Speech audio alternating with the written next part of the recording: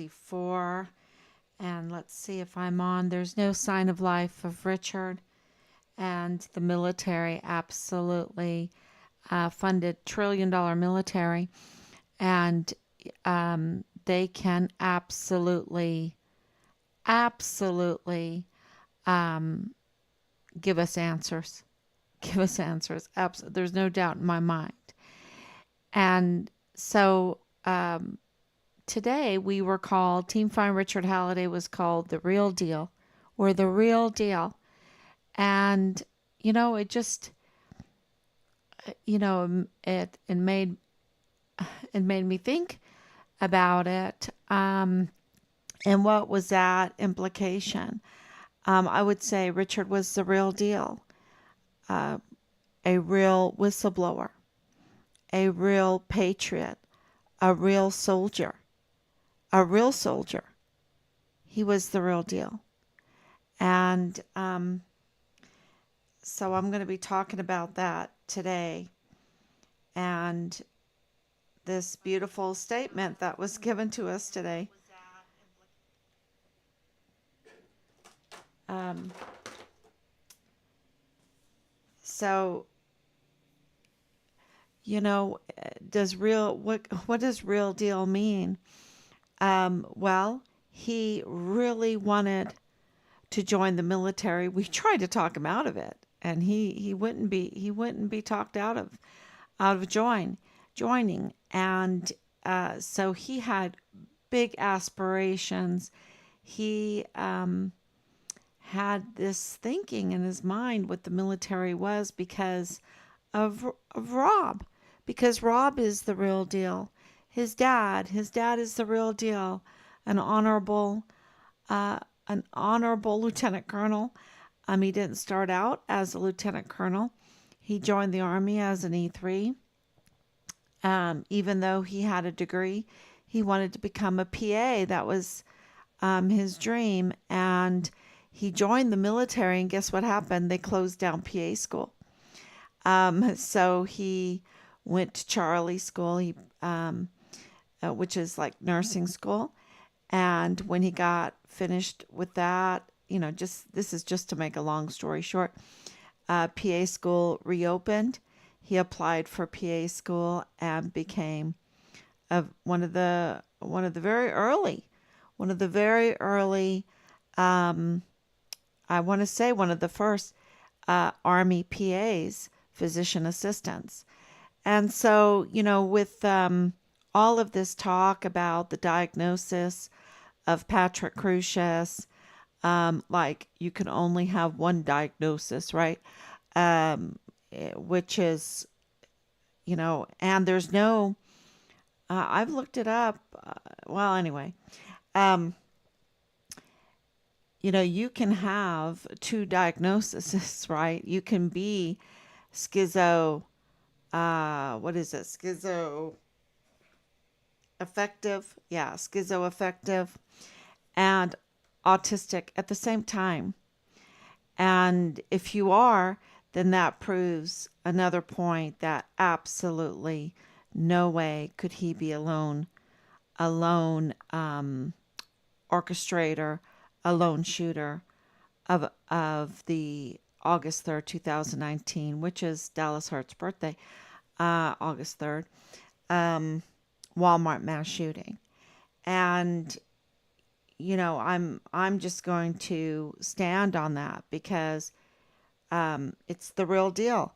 This is the intelligence that we've uh, gotten in, and the reason why we even pursued uh, trying to get answers for that, to get intelligence for that, is because we watched the videos.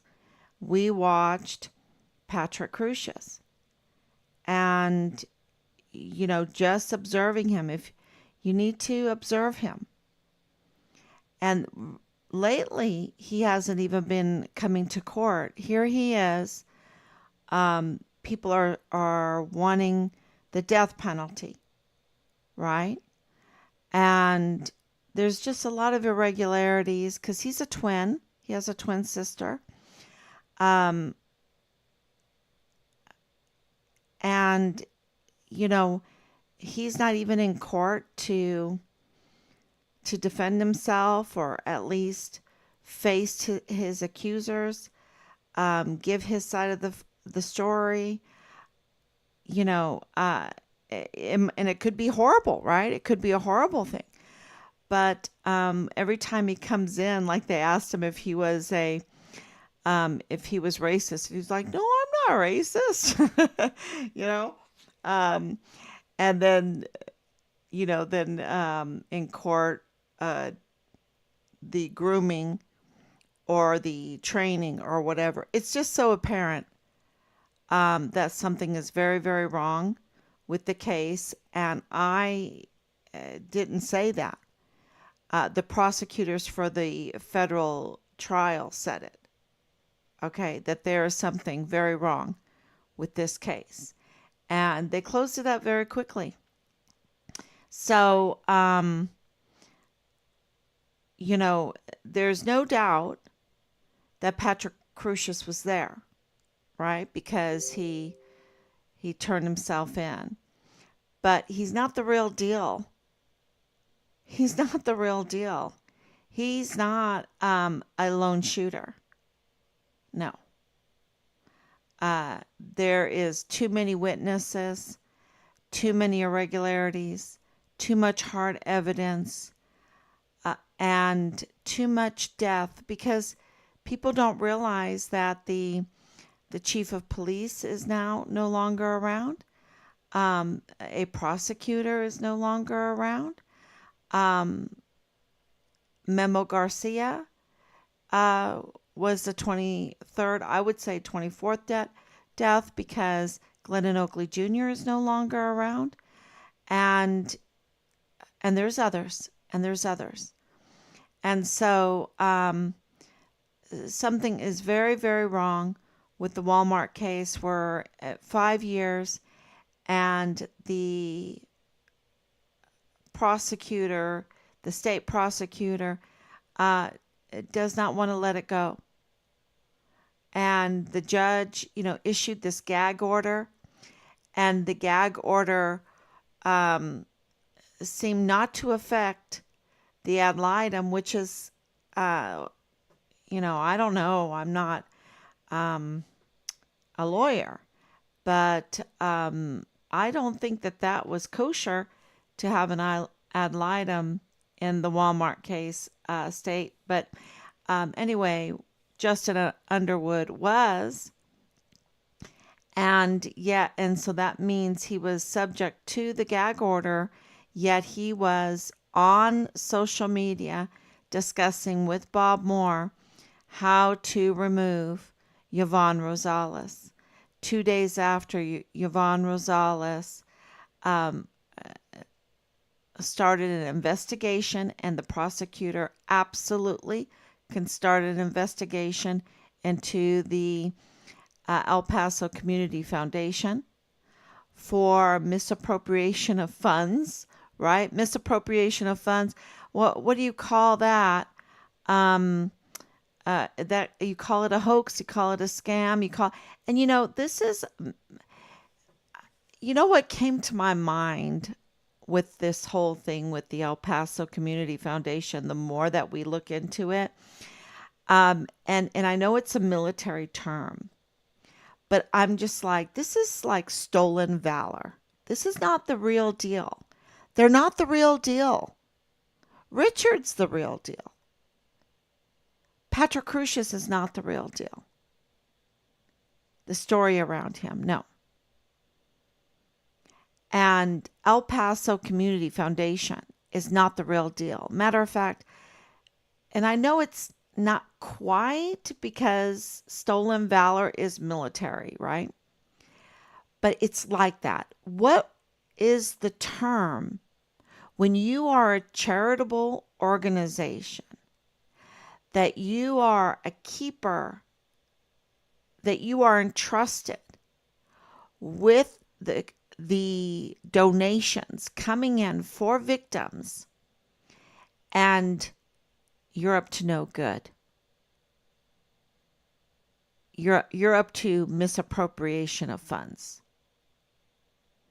and you use a, and then you go and make a website about, oh, come to us and start a foundation, or apply for a grant, or whatever, um, giving all the appearance of goodness and benevolence without without being with being quite the opposite, with being quite the opposite. And just the term stolen valor comes to mind. Like, we're charitable, we're so wonderful, and yet they are funding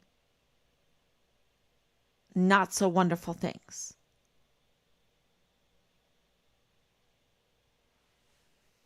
Um, and real victims are not, there's just all this misappropriation of funds. And it's not the first time, because we found records. They've already been in court with the Birch Foundation, which is an arm of the El Paso Community Foundation. All you have to do is look a little bit, and you will find some real irregularities. And this is why, and I'm just, we're just skimming. So I can't even imagine what Yvonne Rosales knows, because she has tools. She had tools. And so it must have been really bad for her to open up an investigation in this this foundation that has hoodwinked the community into thinking they're benevolent and good, and they're for El Paso, for good for El Paso, forever, right? Isn't that what it is? And it's really for greed, for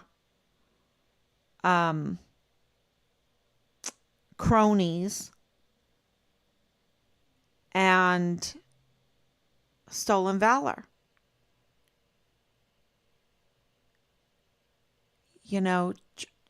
Trying to is saying that you have the appearance, you're putting on the metal, you're putting on like this goodness, this whatever, a charitable organization, a charitable foundation, and but you're not that. You're not that. And it looks pretty rotten.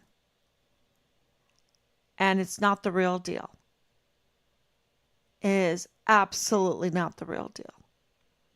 So, yeah, this statement, the real deal, really made me start thinking. And, we were, Bob Moore came on yesterday because of this amicus notice that we filed with the court. And, and he's saying, oh, but, you didn't file that. It's not there or whatever. And then it's not called an amicus notice. It's called an amicus, just trying to entrap a family, notifying, number one, missing and murdered son that they're covering up, won't even give us his remains, much less lie to us about his car, lie to us about his phone, lie to us about him being missing, lie to us about him being a whistleblower, and he is a whistleblower, a confirmed whistleblower. We've got audio admitting it, right? All of this stuff, and they're saying we have to prove that we sent a notice to the court when we have been given, and I say have been given because it was in the newspapers, and we just paid attention. We paid attention and decided wait a minute, Bob Moore, who's supposed to be helping us, right? Helping the El Paso community, prosecuting crime. And we have real hard evidence that foul play, um, absolutely, this is a capital murder case, right? And he should absolutely be helping us. Um, and yet he's not. Why not?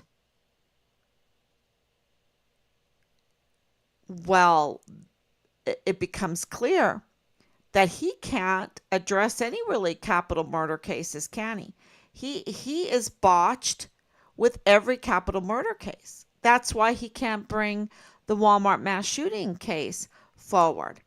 That's why Loretta Lynn Hewitt called him a political opportunist, because he's not there to be a prosecutor.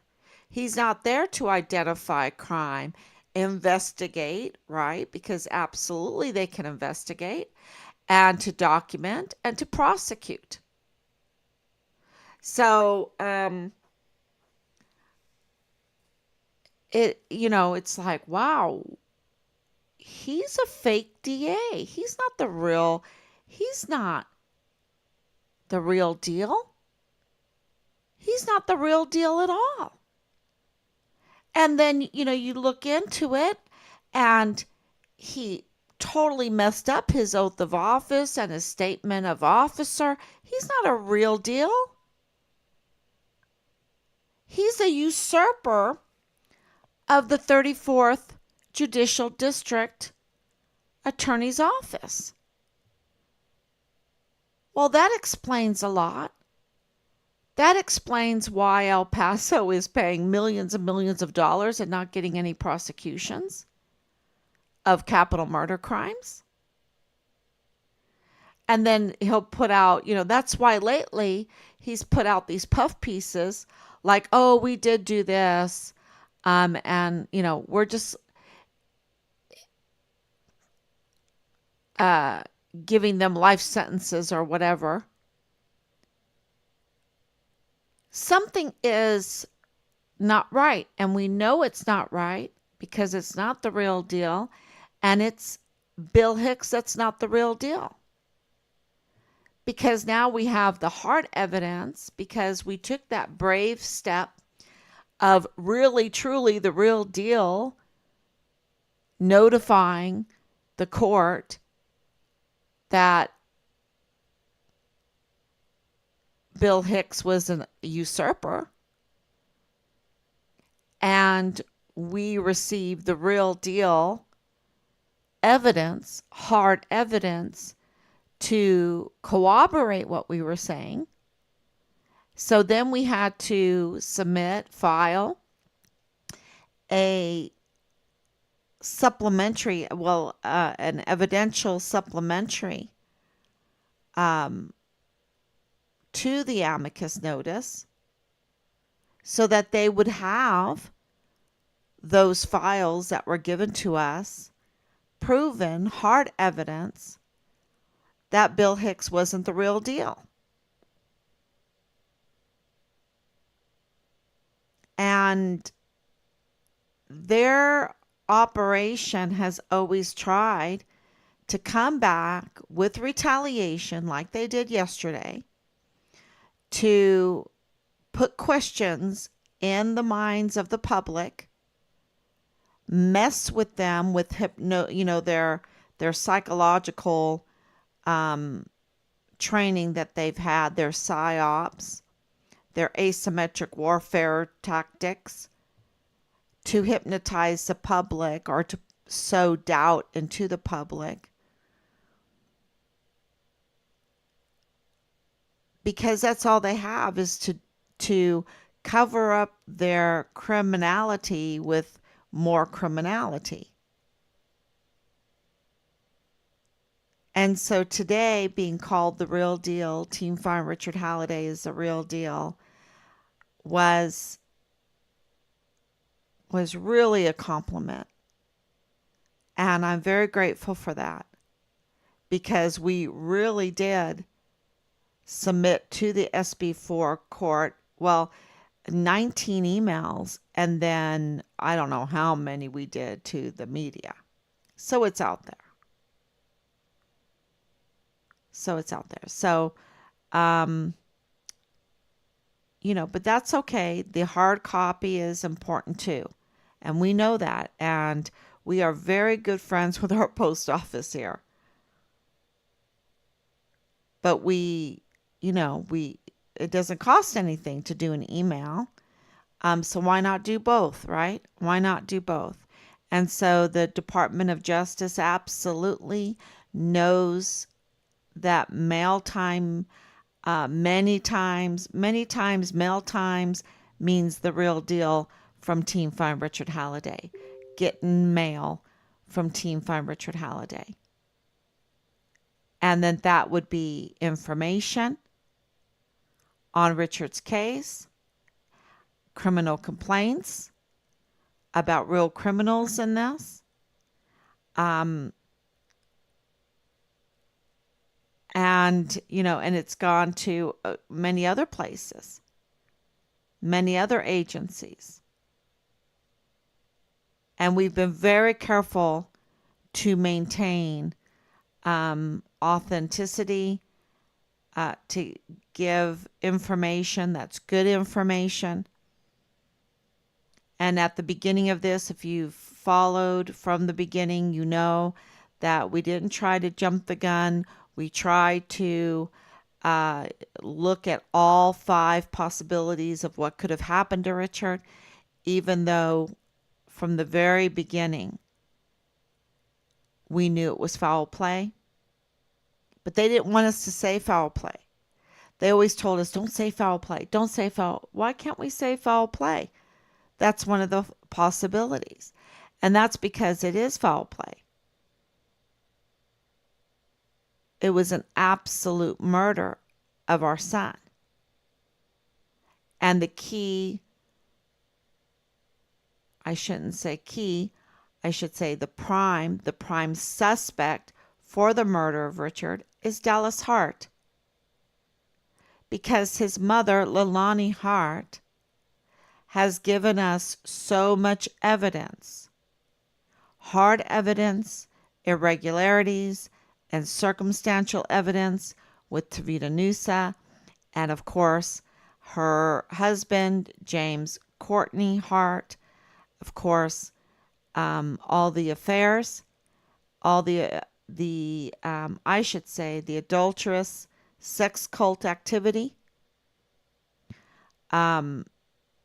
because you can't even call them affairs anymore. Not in this case, you can't. These are adulterous sex cult activities. Because, when you think of an affair, you think of some kind of feelings and emotions for one another. It is very clear that this is all for gain. Manipulation of people's feelings for gain. The hurt of so many children, so many families because of these sex cult adulterous relationships. There's no understanding in them at all. It's just absolute violence. And because of that heart of stone, she absolutely revealed. I mean, she even wrote a paper that Richard was a code red.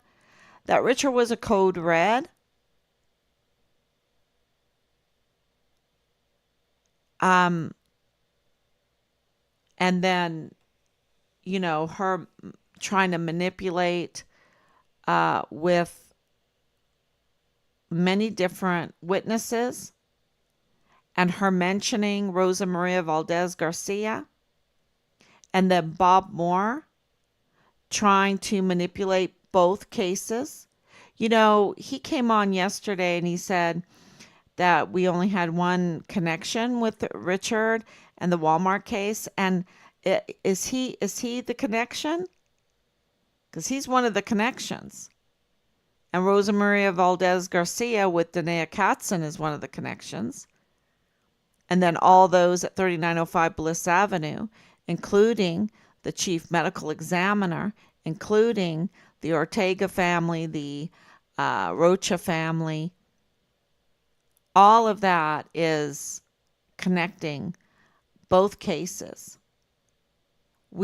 And what about Jesus Melendez? The Melendez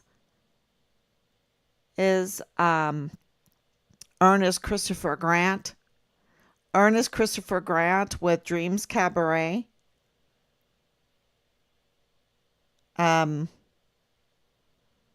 Minnie Grant, and Joanne Bernal.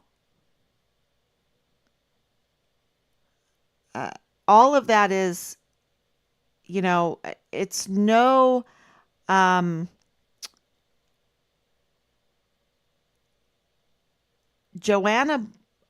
Joanne Bernal resigning is a circumstantial evidence, is an irregularity. What is it?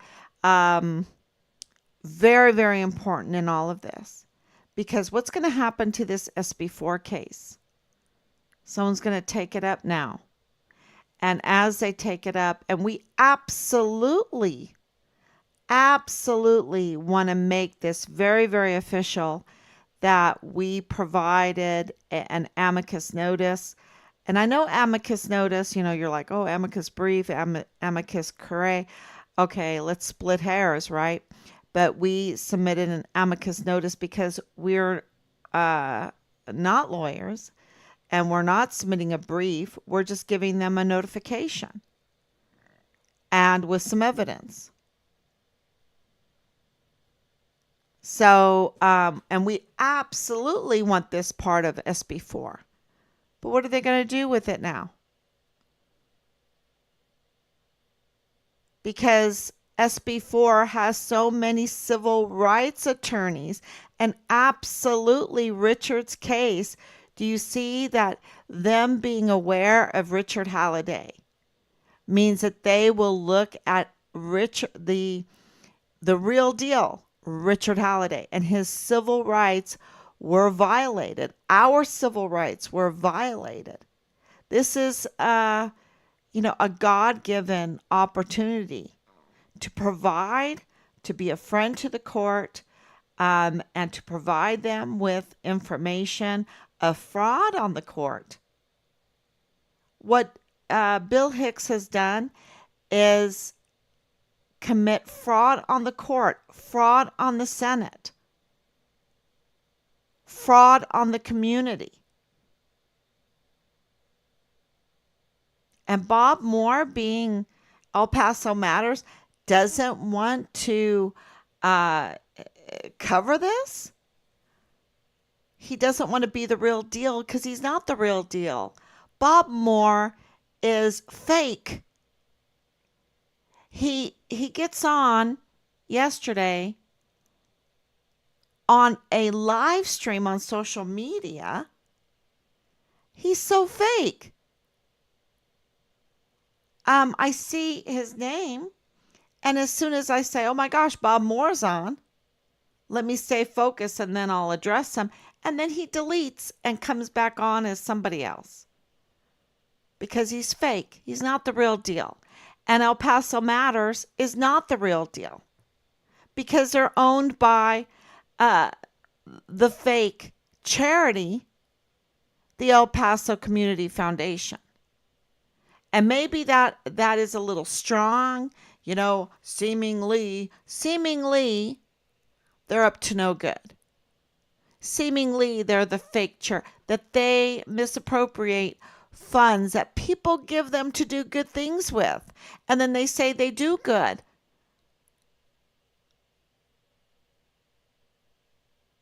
But they misappropriate the funds.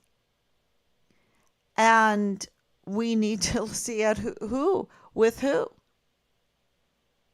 Because it seems like it's to the cronies.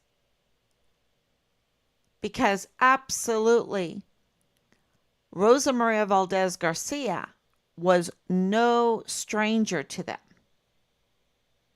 No stranger.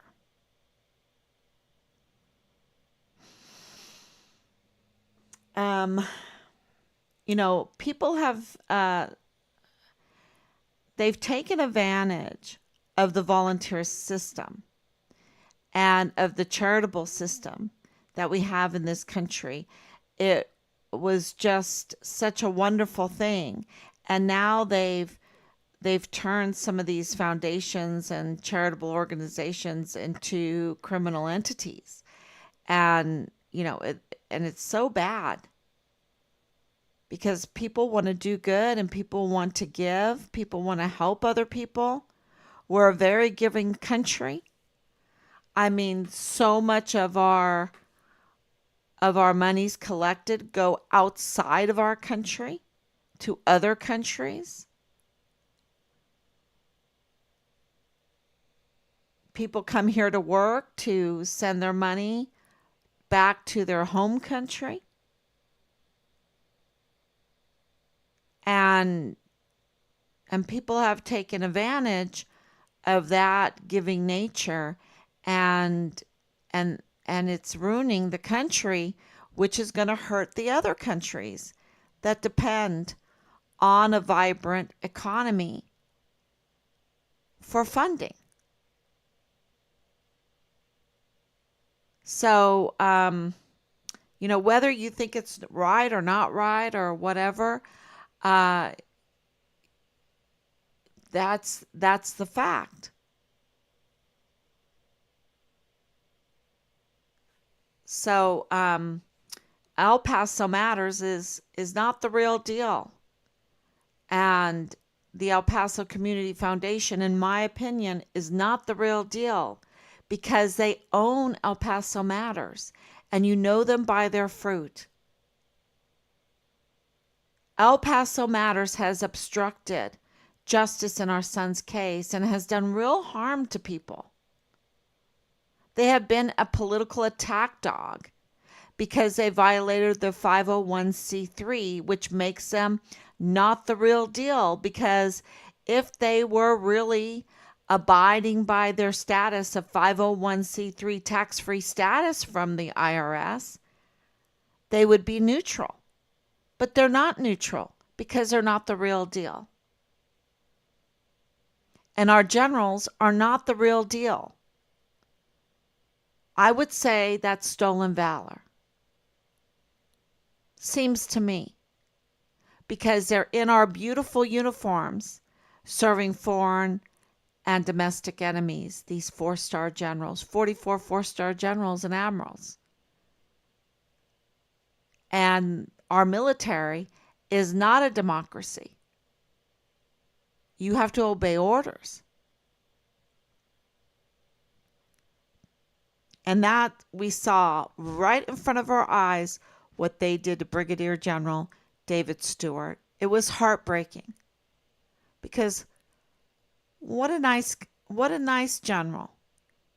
He was pretty authentic. But they stole his real deal. And the last time we saw him, he was just a fake shell of a man.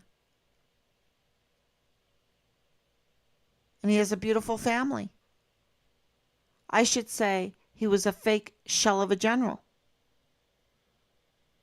He wasn't the real deal anymore because he had to take orders from the likes of the fake shell of a man, the shell of a soldier, of a general, Sean Bernabe, who absolutely is not the real deal.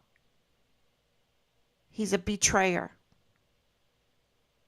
And the same thing with Donna Martin. Total betrayer of her position.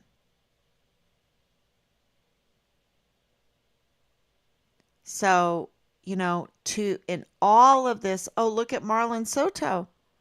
He's so dirty. And Jesus Eddie Nieto. Absolutely neither one of those are the real deal. They're supposed to be the law enforcement officers, right? Agents, the law enforcement agents, the supervisory FBI agent, and he's fake. He's fake. He's not the real deal. And Marlon Soto, absolutely not the real deal. And Tavita Nusa, absolutely not the real deal. And Veronica Escobar, absolutely not the real deal.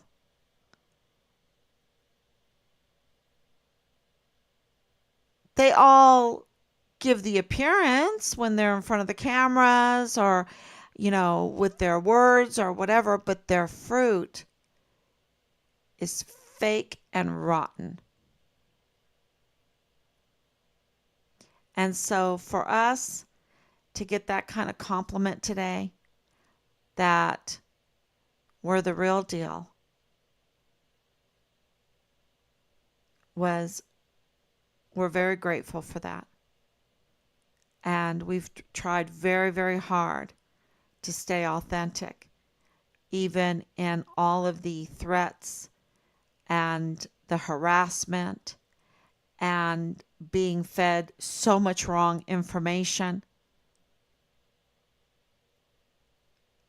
and trying to investigate for our son's case because we were asked to do it by the CID, okay, and by the generals to bring them information. Otherwise, Richard is just a cold case. No, Richard's not a cold case. He's the real deal.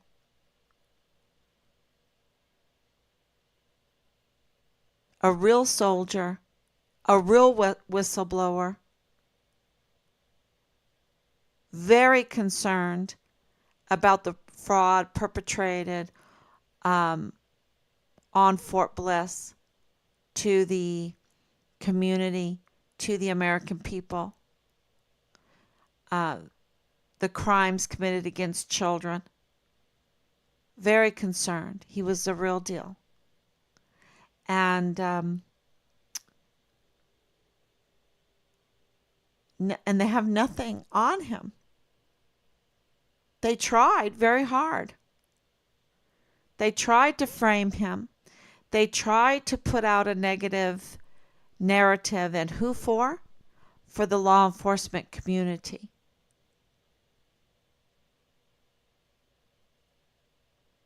That's who.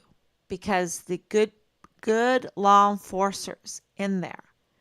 And I'm thinking about Anthony Swafford right now because I don't hold a too big of a grudge on Anthony Swafford for believing his fake guard mount. He didn't know his guard mount wasn't the real deal, that the narratives coming off the guard mount were not the real deal. He didn't know that. I don't think he didn't know that because when he was speaking and writing in that social media, the on-post housing, neighborhood social media thread, he was just telling it how he heard it. It was awful. And when we asked him, he was so brainwashed, so hypnotized that the things he said were so terrible. And it was like, well, where did you hear it? Oh, from the guard mount. Like the guard mount is the real deal. No, they're fake. That was a fake guard mount. And how do I know? Because everything he said could not be corroborated. Not a thing. And Richard's a yellow Interpol. Let me tell you, the things he was saying, Richard would have been a red Interpol. And even the photo that they gave Interpol was not the real deal. It was tampered with.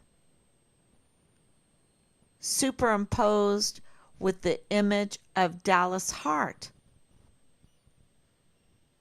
So even that photograph that was supposed to be used for uh, facial recognition was not the real deal. So this is amongst all of that fakery, fake charitable foundation, fake news media, fake generals, fake CID agents, fake FBI agents, fake IG general. Um, yeah, there stands Richard, the real deal. And of sweetness, right? Isn't that's probably the number one word, the adjective that I've heard people use to describe Richard. He's so sweet. He was so sweet. And look at him in that video with the fake. It wasn't the real deal DWI. It was a frame job. A canine cop, a Ken canine cop that connects Richard to the Walmart case again. A canine cop making a traffic stop in the middle of a well-lit parking lot at midnight with no probable cause. The whole thing was not a real deal. And Richard, though, was so kind. He was so sweet. He was so sweet. He was so compliant. He was really beautiful. So one of the hardest things I had to watch lately is him.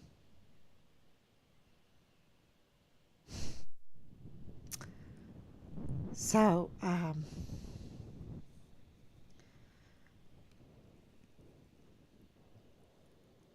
so I don't know what's going to happen with the ramifications of this fake DA and fake medical examiner, because he's not the real deal.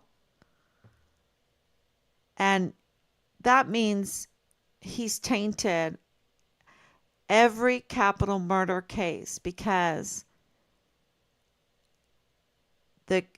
the judge, right, the medical examiner, who's a judicial position,